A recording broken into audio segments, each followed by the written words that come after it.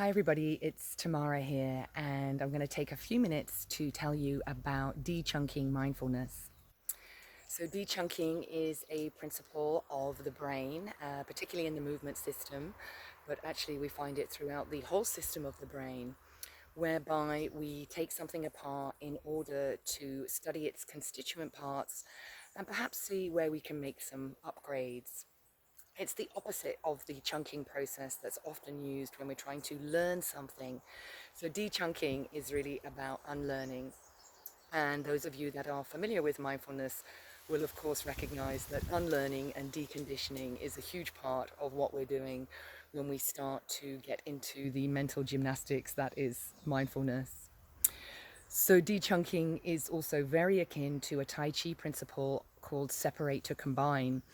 And in the BMT methodology, we mix and blend martial arts and neuroscience and psychological theory to really get a powerful blend that allows us to work skillfully in the space of the mind and decondition and unlearn some of those habits that have kept us stuck or that keep us doing the same thing over and over and over again, even when we realize that we don't want to do it. So in neuroscience and learning theory, we call it chunking and dechunking. In Tai Chi, it's called separate to combine. In the BMT approach, I took the definition that Jon Kabat-Zinn has offered for mindfulness and dechunked it. Some of that was to help me learn what those words and phrases really meant in a deep way so I could really embody mindfulness. And the definition that he offered is that mindfulness is a type of awareness that arises when we pay attention on purpose, moment by moment, and without judgment. This is the definition that the Mindfulness Initiative in the UK has settled on as a core definition to work with. There are more than 90 definitions of mindfulness in the English-speaking literature at the moment, and they come from contemplative traditions, from psychology, from creative practice, the arts, theatre, philosophy. So it's a huge conundrum, actually, even how to define the term. So Kabat-Zinn's definition is a great one, and it's also the one that I settled on when I was about to make this deep embodied dive into what really is this thing called mindfulness. So I took my brain, of course, and my own training into this investigation. So when I read those words, I was looking at them through the lens of martial arts, clinical psychology and emotion regulation, and neuroscience. And so BMT is a secular mindfulness program that really dechunks the elements of that definition, looking through those three different lenses. So what came out from that was the 5 themes of BMT.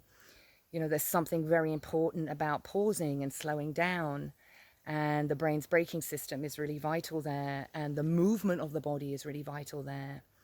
There's something about this deliberateness, which for me was immediately a link to the work of intentionality in the movement system, particularly the work of Patrick Haggard and Elizabeth Pacharet, who I love. Attention, of course, is a core component. But what does the martial arts and the neuroscience and the clinical psychology tell us about this attention system that we have in our brain, and how it's uniquely different depending on our genetics, on our context, on our experience? And when we put those 3 things in the mix together, of course, we begin to become more alert to the habits that we have. And when we meet our habits, it's really important to be kind and compassionate.